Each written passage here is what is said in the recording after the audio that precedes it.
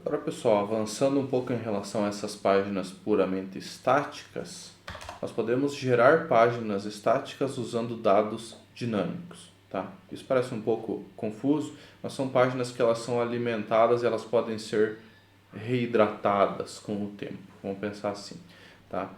Então, uma das coisas legais do Next aqui é que ele tem formas diferentes de você construir essas páginas, né? Então, a próxima etapa que a gente vai ver aqui é como construir uma página cujo conteúdo depende de dados externos. Esses dados externos podem vir de uma outra API, podem vir do banco de dados, podem vir de outro serviço que você está integrando, né? Pode vir de qualquer lugar, tá? Eu vou construir aqui estático e futuramente a gente migra para um banco de dados para ter realmente coisas efetivamente dinâmicas, né? Então, assim, eu vou criar aqui, como eu falei para vocês, um pequeno marketplace de computadores. E uma das coisas que eu quero fazer estática são as marcas dos computadores. Porque as marcas vão pensar, nós somos uma loja que trabalha com fornecedor X, Y e Z. Sempre, né? De vez em quando a gente vai, fechamos contrato com um novo fabricante. Agora a gente passa a oferecer computadores daquela outra marca também. Então são coisas que raramente elas mudam, mas às vezes mudam, né? Então não são 100% estáticas. Eu vou criar aqui uma nova pasta, uma nova página chamada Brands. São as marcas dos nossos computadores. Nem estou criando uma estrutura muito elaborada aqui para manter o exemplo simples, tá? Então nós temos uma página About, que é sobre o nosso sistema, a Index, que eu já vou começar a mexer nela, e a pasta Brands, que vai ter as marcas, né? As marcas dos nossos computadores que a nossa loja comercializa, por exemplo. Então, vou criar um componente aqui, é o componente de marcas, né?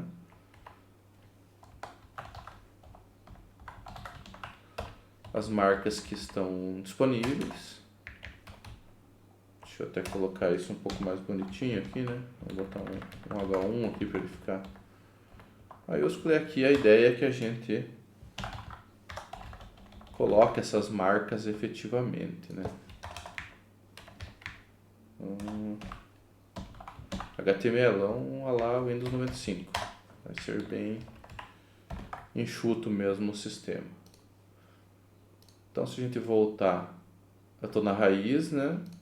Se eu tentar acessar aqui o /brands, tá aqui. Então, a ideia é que mostre as marcas. Nós trabalhamos com Dell, Lenovo, Positivo, Dell, Apple, enfim, né? Tipos de computadores que a gente comercializa. Qual que é a grande sacada disso? Eu posso criar essas páginas estáticas aqui, né? Dell, Lenovo e tal. Só que eu teria que mudar o código-fonte toda vez que incluísse um fabricante novo no nosso sistema, né? Então nós podemos, ao invés de fazer isso, indicar ao Next que nós temos propriedades estáticas sendo transmitidas para essa página, né? Então assim, nós podemos passar parâmetros que vêm do back-end, que vão ser calculados lá no back-end, né? Coisas que o servidor somente enxerga, né? Por exemplo, fazer uma consulta ao banco, né? E eu posso fazer uma ponte com o front-end e mandar esses dados para que a página seja renderizada de forma estática, né? E como que isso é feito? Junto ao componente, nós temos uma função padrão aqui chamada getStaticProps, né? Então, que eu passo propriedades estáticas para aquele componente. Isso só funciona para páginas, só para as coisas que estão dentro das pages aqui. Se eu tiver dentro de components, outros componentes, não se aplica, tá? A ideia é que as páginas sejam alimentadas com dados, né? E esses dados, nesse caso, estáticos, porque vocês vão ver aqui, eles são executados em alguns momentos da vida da nossa aplicação apenas, né? Então, durante a build, quando você marca que precisa um fallback ou quando você avisa ele que tem revalidate nesses dados, né? Que aí ele vai revalidá-los de tempos em tempos, né? Então a tua aplicação ela não fica o tempo todo redesenhando essas páginas. Se 1000 clientes entrarem no intervalo de 1 minuto, por exemplo, e você admite que, ok, 1 minuto, se ficar desatualizado os dados por 1 minuto não afeta tanto, né? Às vezes a lógica do teu negócio isso não importa tanto, você pode admitir que ele vai construir essa página e durante 59 segundos ele vai utilizar a mesma, independente do que acontecer, né? E aí revalida. Você pode diminuir esse tempo de revalidação, pode aumentar, pode gerar uma vez por dia, enfim, tem muita coisa que eles trabalham com intervalos de duração maior, tá? Então assim, tem um algoritmo que gera promoções no meu sistema, que busca itens aleatórios, itens que não são vendidos com frequência, e vai lá e aplica uma porcentagem de desconto. Eu quero que isso rode uma vez por dia. Vou catar todos os produtos que não estão vendendo direito aqui uma vez por dia, toda vez à meia-noite, sei lá. Eu vou lá e gero de volta, né? Blog posts, né? Quando você está construindo um blog e você quer deixar coisas em evidência, você não precisa ficar o tempo todo atualizando o feed, né? Inclusive tem muitos sites e coisas que você acessa, se você der um F5 ali, 2, 3, você vai ver que vai vir a mesma coisa. E de vez em quando muda, né? Isso são revalidações. Ele está deixando essas builds estáticas por um tempo, você vai continuar rodando a página, aquilo vai continuar funcionando, só que de tempos em tempos ele revalida, vai lá, busca os posts que estão sendo mais visualizados e reordena e tal, né? Então, assim, isso é bem comum mesmo, tá? Então, vamos pensar como que a gente pode construir algo nesse sentido aqui dentro do nosso sistema. Como eu falei para vocês, o Next ele suporta esse método auxiliar. A ideia desse método auxiliar é que ele trabalhe junto com o componente. Ele fica do ladinho do componente, se o Next enxergar que ele existe, ele roda. Se não, ele passa direto, como é o caso aqui. Não existe nada, ele vai rodar e gerar esse componente uma vez só, tá? Então vamos lá. A única diferença que eu vou atentar a vocês, como a gente está usando TypeScript, só rolar a documentação aqui para baixo, tem uma assinatura um pouco diferente para o TypeScript, né? Porque ele precisa tipar o getStaticProps aqui, tá? Então esse cara ele é um pouquinho diferente, só a assinatura do método, mas basicamente ele fica aqui embaixo, né? Então eu vou importar isso lá do Next.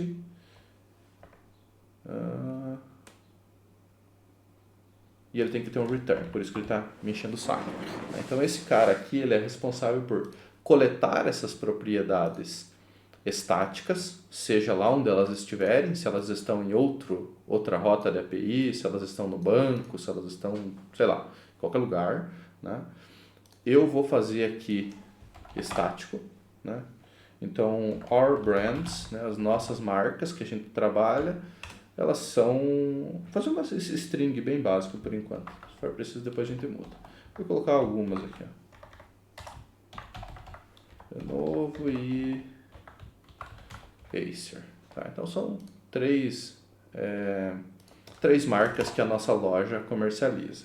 E eu retorno esses caras dentro de um objeto com uma propriedade chamada props, tá? E aqui dentro eu posso colocar, em vez de chamar de our brands, eu vou ser mais prático, eu vou deixar brands mesmo. Tá? Então assim, eu acabei de criar um monte de propriedades que poderiam estar vindo de um banco de dados ou não, né? Poderiam, no caso que tá estático, né? E esses caras aqui, eles podem ser enviados direto ali para o nosso componente, né? Então o nosso componente aqui ele vai receber essas props, tá? Só tem um porém, né? Essas propriedades aqui elas precisam ser tipadas aqui no componente também. Então o que eu vou fazer aqui, pessoal, eu vou criar uma interface aqui chamada brandsProps. Só para terminar com props mesmo, né? Esse é o padrão, poderia até ser props, o tipo de dados aqui, né?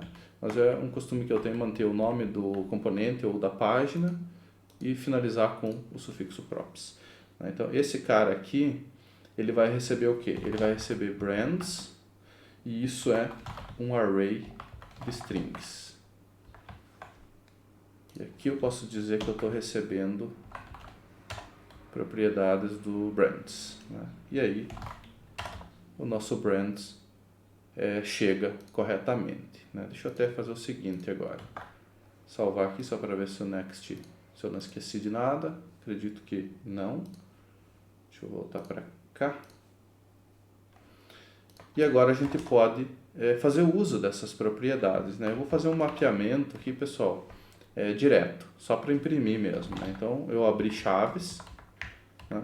Só para mostrar que é um contexto que estou dentro do JSX, né? Então eu estou dentro de uma view, estou desenhando divs e tudo mais. Só que eu abro chaves aqui para sinalizar que eu quero voltar a escrever código JavaScript e quero ter acesso ao contexto externo, né? Então aqui ele entende, ó. Ele entende que eu estou dentro de um componente gráfico, mas é que eu quero ter acesso ao componente externo e digitar código JavaScript. Só vou fazer um map aqui, ó, só para mostrar. Isso aqui vai ser uma brand e para cada uma delas eu quero desenhar uma div ou pode ser uma div. Deixa eu colocar isso aqui entre parênteses.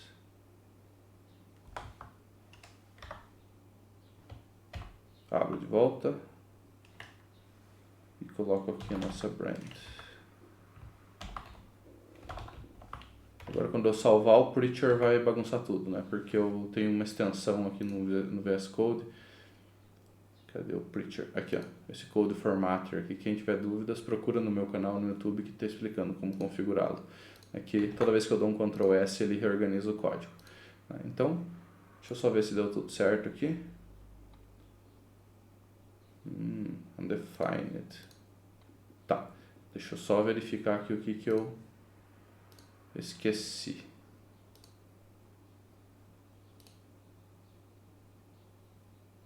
Aqui dentro do props vem o...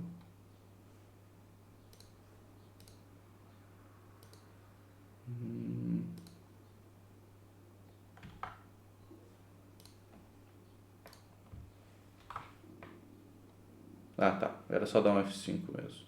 A única coisa que bugou aqui, pessoal, é que o React, quando eu faço mapeamentos, ele precisa ter uma chave, né? Precisa ter uma key. Deixa eu até dar um zoom aqui para ficar mais fácil de vocês verem. Isso aqui, ó. Quando eu estou fazendo um map aqui no React, eu sou obrigado a colocar uma key, né? E qual que é essa key? Se ela for um ID, eu posso usar o próprio ID, senão eu coloco um index aqui. Isso aqui é só para o React não se perder, tá? Todo filho tem que ter um ID único, né? Então, como eu estou mapeando um monte de coisas, ele está criando on the fly isso, tem que ter cada um ID. Aqui, ó. Então ficou certinho aqui, ó, ele desenhou. E vejam que interessante, ó. Para nós aqui no browser, isso aqui é um HTML estático, ó. Ele chegou, H1, div, del, Lenovo, não tem nada de código gerado dinamicamente, né? Então eu só estou fazendo a build uma vez e mandando o mesmo código o tempo todo, né? Eu posso fazer uma cache disso em algum lugar. Tem um detalhe só, que esse cara aqui ele se comporta um pouco diferente aqui no ambiente de desenvolvimento, tá? Então aqui no ambiente de desenvolvimento ele provavelmente vai renderizar isso em tempo de requisição, para a gente poder testar. E ambiente de produção ele renderiza uma vez só, tá? Então aqui no desenvolvimento é um pouco diferente, né? Mas a gente consegue ter noção. O que mais vale a pena comentar é isso daqui, ó. É o revalidate, tá? Então aqui, se eu não colocar nada, ele gera uma vez só, né? Ele gera em alguns casos específicos, que são esses aqui do data fetching, ó. Na build, quando o fallback existe, quando você manda forçadamente fazer um revalidate e tal, né?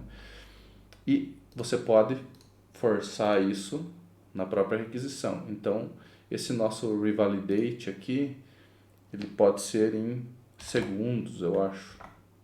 Eu já confirmo para vocês. Então, eu coloco aqui que a cada 10 segundos esses dados são gerados de volta, né? Então, vamos tentar colocar aqui um math.random.toString, né? Para gerar de volta. Então, se eu dar um F5 aqui, ó, tá? Ah, ele está gerando em tempo de requisição, então ele está gerando o tempo todo. Eu vou até deixar isso aqui e vou subir um deploy para a gente ver se em produção isso aqui leva 10 segundos para trocar, porque eu coloquei um revalidate a cada 10 aqui, ó. Beleza, terminou o processo aqui, pessoal, já está no ar, né? A nossa atualização. Então, olha só uma coisa legal. Quando eu estou logando no localhost, aqui cada F5 que eu dou, ele gera de volta, né? Porque ele faz isso para o programador trabalhar mais fácil, né? E quando a gente está lá no deploy rodando público, ele gera isso de acordo com o nosso revalidate, né? Então, olha só, vou dar um F5 aqui, ele vai mudar, evidentemente. Ó, 705. Estou dando F5. Ele vai ficar 10 segundos com essa mesma informação e agora troca. Então, olha só, são 10 segundos que eu não preciso consultar o banco, eu não preciso fazer nada. Se 1000 clientes acessarem e eu tiver um servidor de cache na ponta, eu aguento terabytes de dados ali com uma requisição só, tá? Então, isso aqui é uma das coisas muito legais do Next, você ter essa flexibilidade de escolher quando você vai gerar estático, quando você quer que valide, a quanto tempo e tal, né? Na próxima eu vou mostrar mais um detalhezinho ali para vocês com páginas dinâmicas, que tem rotas dinâmicas também, e por fim a gente vê as páginas puramente dinâmicas.